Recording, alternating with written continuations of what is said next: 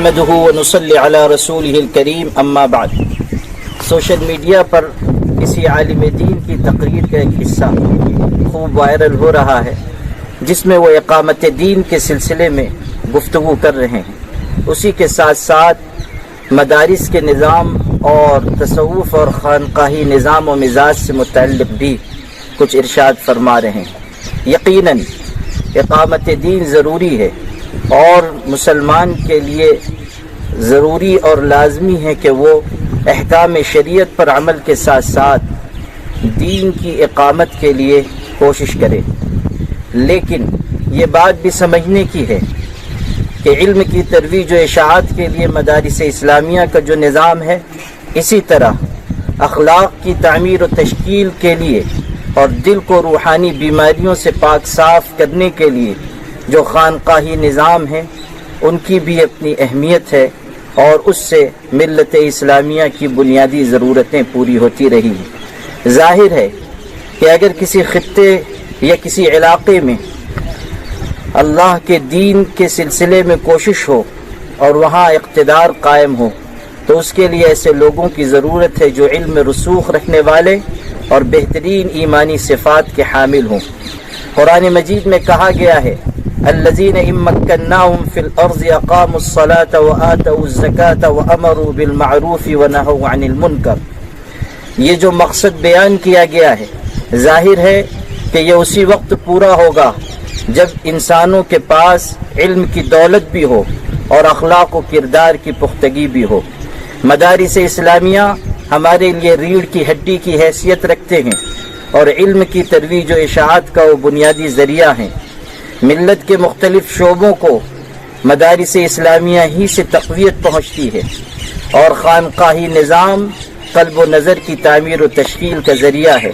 یعلمہم الکتاب والحکمت ویزکیہم کی تعبیر و تشریح اور اس کی بہترین تفسیر مدارس اسلامیہ اور صحیح مستند خانقاہی نظام کی شکل میں دنیا کے انسانوں کی نگاہوں کے سامنے ہے۔ یہ کہنا کہ مدارس کے لوگ یا خانقاہ سے تعلق رکھنے والے لوگ چند رسم و رواج اور روایات تک محدود ہو کر رہ گئے ہیں، کسی بھی طرح صحیح نہیں ہے۔ یہ ہو سکتا ہے کہ مدارس سے تعلق رکھنے والے کچھ لوگ یا خانقاہ سے تعلق رکھنے والا کوئی طبقہ انحراف کا یا دین کے سلسلے میں محدود سوچ کا حامل ہو، لیکن یہ حقیقت بھی سمجھنے کی ہے اور ماضی اور حال کی کے احوال اور تاریخ کے آئینے میں اس کو دیکھنے کی ضرورت ہے کہ جب کبھی ملت اسلامیہ پر حالات آئے ہیں، مدارس اسلامیہ کی صفوں سے اٹھنے والے لوگوں نے ہی اس کا مقابلہ کیا ہے۔ جتنی بڑی انقلابی تحریکات عالم اسلام کے مختلف خطوں میں جاری ہوئی ہیں، ان میں سے بیشتر ایسی تھی کہ جس کو خانقاہ کے درویشوں نے اپنے ہاتھوں میں لیا اور آگے بڑھایا اور چلایا۔ علامہ اقبال کا یہ شعر بھی انہوں نے استدلال کے طور پر پڑھا ہے، مست رکھو انہیں ذکر و فکر صبحگاہی میں، مست رکھو انہیں ذکر و فکر صبحگاہی میں، پختہ تر کر دو ان کو مزاج خانقاہی میں۔ علامہ اقبال نے تصوف کے آغوش میں پرورش پائی ہے اور ان کے والد خود قادری سلسلے کے شیخ تھے اور انہوں نے اذکار و اشغال کے ذریعے اپنے بیٹے کے دل کو بھی مجلہ اور مصفہ کیا۔ نہ صرف یہ کہ وہ قادری سلسلے میں بیعت تھے، بلکہ ان کو اجازت و خلافت حاصل تھی۔ علامہ اقبال کے ہاں جو سوز و گداز ہے، وہ یہ بتانے کے لیے بہت کافی ہے کہ تصوف سے ان کا کیسا قوی اور صحیح رابطہ تھا۔ اصل میں علامہ اقبال نے جو تصوف پر تنقید کی ہے، اس کی نوعیت تردید کی نہیں بلکہ محبوبانہ تنبیہ کی ہے۔ ان کے کلام میں جا بجا تصوف کے سلسلے میں ایسے افکار ملتے ہیں جس سے ان کا نقطہ نظر کھل کر سامنے آتا ہے۔ یہی اقبال جنہوں نے یہ کہا، مست رکھو انہیں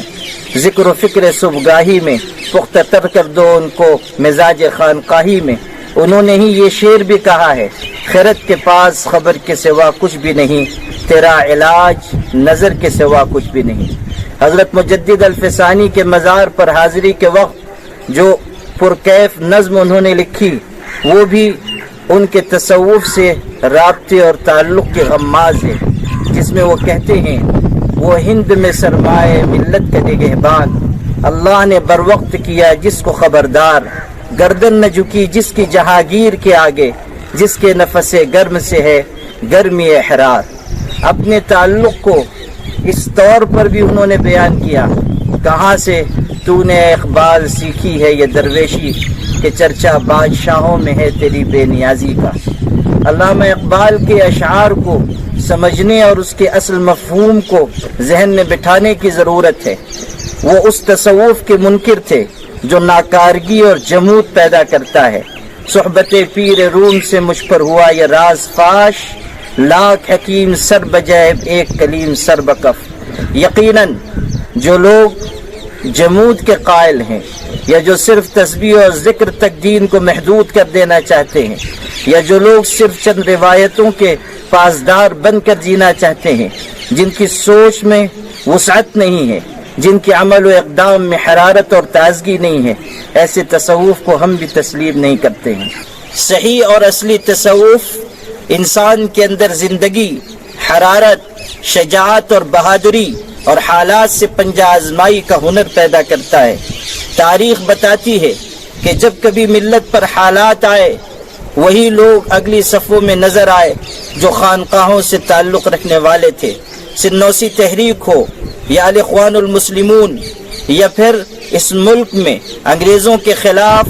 لڑی جانے والی لڑائی ہو، اس کے سرخیل اور امام وہی لوگ تھے جنہوں نے خانقاہوں میں تربیت پائی۔ خانقاہ محدود فکر اور سوچ نہیں پیدا کرتی ہے، ایک وسیع افق اور دائرے میں خدمت کا ذوق اور خدمت کا مزاج تشکیل دینے کی عادی ہے۔ البتہ جس طرح ہر شعبے میں انحطاط آیا ہے، مدارس کے شعبے میں اور خانقاہ کے شعبے میں بھی انحطاط ہے، مگر اب بھی جو قابل قدر خدمت مدارس اور خانقاہوں سے انجام دی جا رہی ہے، اور عالم اسلام میں جو کوششیں احیاء دین، اقامت دین، اصلاح معاشرہ، احیاء سنت کی ہو رہی ہیں، اس میں ان دونوں شعبوں کا بہت بڑا دخل ہے۔